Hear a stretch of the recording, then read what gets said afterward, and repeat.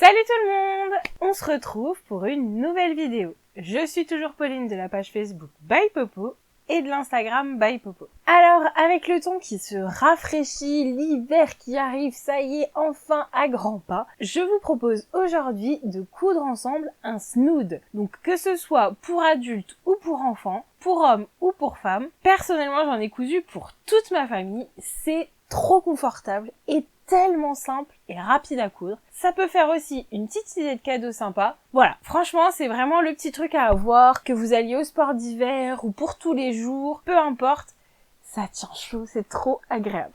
Alors, au niveau des recommandations du tissu, vous allez pouvoir utiliser plein de choses et en plus, il vous faudra qu'une toute petite quantité. Alors moi, j'aime beaucoup mettre un envers polaire ou tout doux ou avec un sweat matelassé vraiment pour que ce soit chaud et agréable contre la peau. Et de l'autre côté, bien souvent, je mets du coton. C'est ce qu'il y a de plus facile à coudre. Mais vous pouvez aussi vous aventurer avec du jersey, des matières élastiques, c'est tout à fait envisageable. C'est juste que ce sera un petit peu plus délicat parce que la matière est un petit peu plus compliquée à gérer. Si vous débutez, du coup, je vous conseille de prendre de la polaire et du coton. On peut même aussi remplacer la polaire par du velours ras, du minky. Voilà, toutes ces matières un petit peu doudou. Alors, petite astuce by Popo, c'est justement pas super évident des fois de trouver ce genre de matière. Et franchement, le bon plan, c'est d'acheter un plaid, donc d'une couleur plutôt unie, dans n'importe quel magasin, Action, Jiffy, ce que vous voulez. Et avec un plaid, vous allez pouvoir en faire une quantité pour toute la famille, pour offrir, vous aurez de quoi faire. Donc moi j'avais choisi un uni noir, de l'uni blanc crème, c'est sympa aussi, ça se marie avec tout. Et en avant! Donc voilà, ça coûte pas très cher, c'est hyper doux, hyper agréable. Parfait!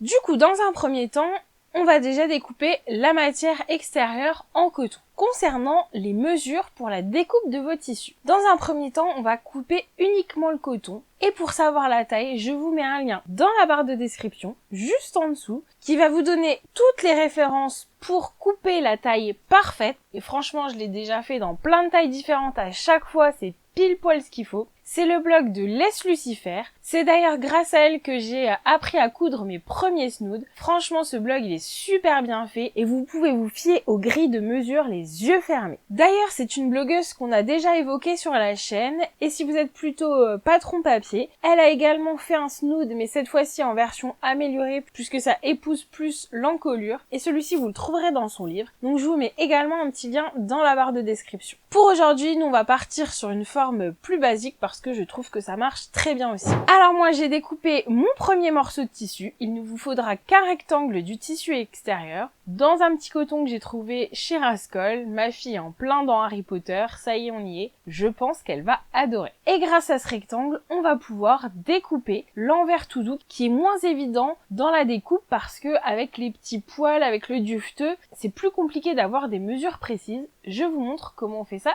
tout de suite. Alors l'avantage des mesures qui sont données dans le blog, c'est que les marges sont comprises. Donc on peut y aller direct. On va donc poser le tissu tout doux endroit vers nous et le tissu en coton endroit contre endroit. Donc l'envers se retrouve face à nous. Et on épingle tout ça.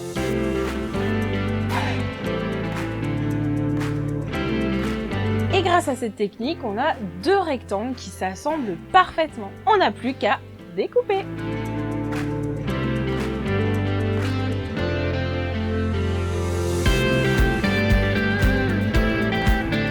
Bon, s'il neige un peu dans votre bureau, ne vous inquiétez pas, c'est normal. Voilà donc ce que vous devez obtenir. Et maintenant, on va venir coudre toute une longueur de bout en bout, donc une longueur. Et de l'autre côté, on va venir commencer la couture. On va laisser une ouverture de 5-8 cm et on va poursuivre la couture jusqu'à l'extrémité. Allez, c'est parti! Alors on va venir coudre au point droit à 1 cm du bord. Et comme toujours, on commence et on termine par un petit point d'arrêt.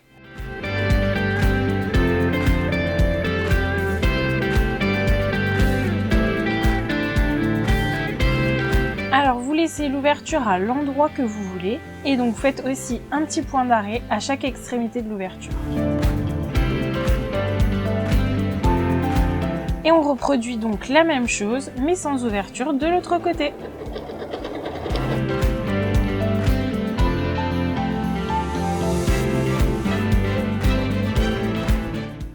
maintenant, on va venir retourner notre ouvrage sur l'endroit.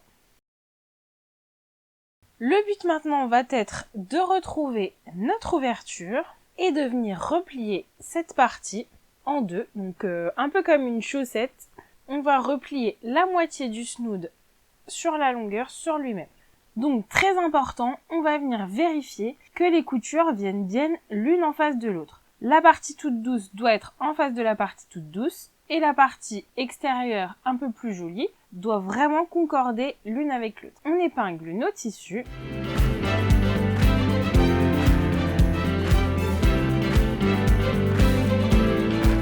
Donc voilà ce qu'on obtient, un tube beaucoup plus petit du coup, et on va venir coudre tout le pourtour qu'on vient d'épingler, toujours à 1 cm du bord. Alors si votre machine vous permet de retirer le bras, je vous conseille de le faire, vous verrez c'est beaucoup plus confortable. Alors on rentre le tube dans la machine, un petit point d'arrêt pour démarrer, et on va venir faire tout le tour.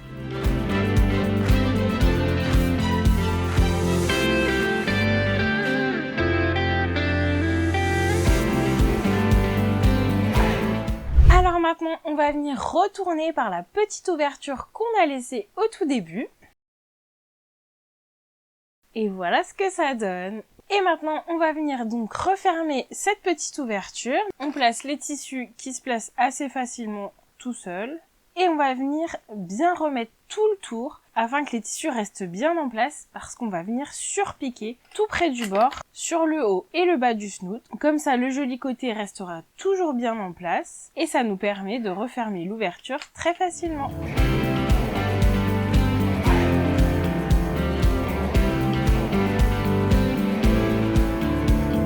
C'est parti pour la dernière ligne droite. Alors, on va venir à l'extrémité du snood. On peut donc allonger un petit peu le point si on veut. On commence par un petit point d'arrêt et on va venir faire tout le tour.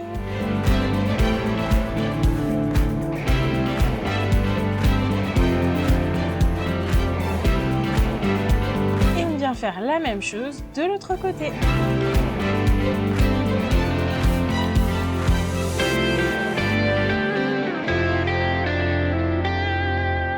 Et voilà, le petit snood est terminé. Plus qu'à couper les petits fils disgracieux. Alors si vous voulez une version plus chaude du snood, moi ça m'est arrivé pour mes enfants, vous pouvez réaliser exactement le même procédé en ajoutant une couche de watine, donc vous savez, ce qui est un petit peu mousseux blanc. Donc quand vous découpez vos deux tissus, en fait, au lieu de faire juste 2 hauteurs de tissu, vous en faites 3 avec la watine et vous cousez exactement de la même manière. Vous pouvez aussi ajouter des petites étiquettes personnalisées au moment de refermer le tube. Vous savez, quand le snood est replié sur lui-même, donc là vous pouvez tout à fait ajouter une petite étiquette. Moi je trouvais que le tissu faisait tout le boulot pour ce petit snood, donc je n'ai rien rajouté. J'espère vraiment que ce tutoriel vous a plu. N'hésitez pas à vous abonner dès maintenant pour être notifié des nouveaux tutoriels, à mettre un petit pouce si vous avez aimé la vidéo, ça fait super plaisir. Si vous avez des questions, n'hésitez pas à me le mettre dans les commentaires. Je serais ravie de savoir si vous avez déjà cousu un petit snood ou si vous projetez de le faire. Quant à moi, je vous souhaite une belle journée créative. Restez bien au chaud et je vous dis à bientôt!